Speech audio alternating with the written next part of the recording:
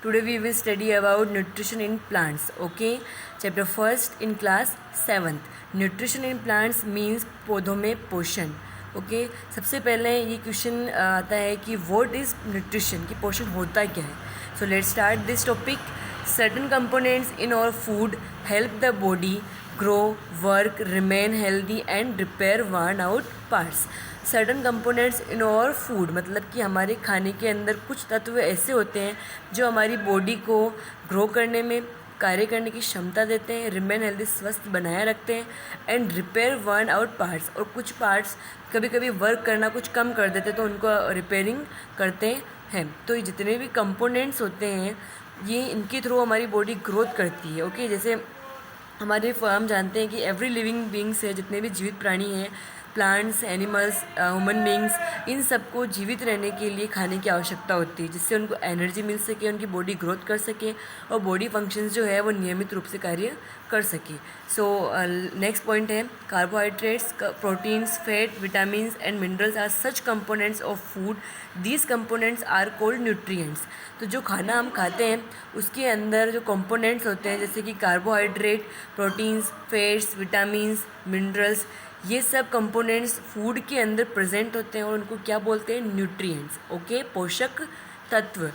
Carbohydrates, proteins, fats, vitamins, minerals are called nutrients, जो कि हमें खाने के अंदर मिलते हैं और इनको पोषक तत्व बोला जाता है. So the process by which organism obtain these nutrients which are utilized by the body for growth, repair and other process necessary to maintain life is called nutrients. Okay तो जितने भी ये जितने भी कंपोनेंट्स हैं, ये न्यूट्रिएंट्स है, carbohydrate, protein, vitamin, ये सब हमारी बॉडी खाना जो हम ईट करते हैं उसके थ्रू यूटिलाइज़ करती है, मतलब कि कंज्यूम करती है और बॉडी को ग्रोथ करने के लिए, रिपेयर करने के लिए इन सब की आवश्यकता होती है. तो इन कंपोनेंट्स को न्यूट्रिएंट्स बोला जाता है और इस प्रोसेस को जिसके अंदर न्यूट्रिएंट्स लिए जाते हैं उस प्रोसेस को बोला जाता है न्यूट्रिशन. ओके न्यूट्रिशन और न्यूट्रिएंट्स क्लियर. अब बेस्ड ऑफ न्यूट्रिशन मतलब कि पोषण के आधार पर ऑर्गेनिज्म जो है उनको 2 कैटेगराइज में डिवाइड किया गया है, ऑटोट्रॉफ्स और हेटेरोट्रॉफ्स. ऑटोट्रॉफ्स मतलब कि स्वपोषी. स्वपोषी it means they make their own food, मतलब कि जो अपना खाना खुद बनाते हैं, अपने भोजन के लिए किसी और पर डिपेंड नहीं रहते हैं, उनको ऑटोट्रॉफ्स बोला जाता है. और सेकंड है हेटेरोट्रॉफ्स मतलब कि विषमपोषी, जो अपने खाने के लिए, अपने फूड के लिए अदर पर डिपेंड करते हैं. दे डिपेंड डायरेक्टली और indirectly on plants for food. Okay directly और इनडायरेक्टली वो अदर ऑर्गेनिज्म पर अपने खाने के लिए डिपेंड करते हैं, उनको हेटेरोट्रॉफ्स बोला जाता है. तो आज जो हमने स्टडी करी है इससे रिलेटेड 2 क्वेश्चन मैंने यहाँ लिखे हैं.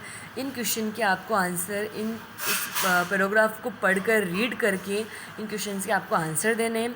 फर्स्ट क्वेश्चन है सर्टन कंपोनेंट्स और फूड हेल्प द बॉडी. कुछ तत्व जो हमारी बॉडी के अंदर फूड के अंदर प्रेजेंट होते हैं वो हमारी बॉडी को हेल्प करते हैं किस में, ग्रो करने में, मैच्योर करने में या रेज करने में. इसका आंसर आपको देना है. और सेकंड क्वेश्चन है fill in the blank can be categorise as the autotrophs and heterotrophs. Autotrophs और हेटेरोट्रॉफ्स जो है वो किसकी कैटेगरीज है, ऑर्गेनिज्म की या ऑक्सीजन की. ये आंसर आपको सर्च करने हैं. So learn this and give the answers.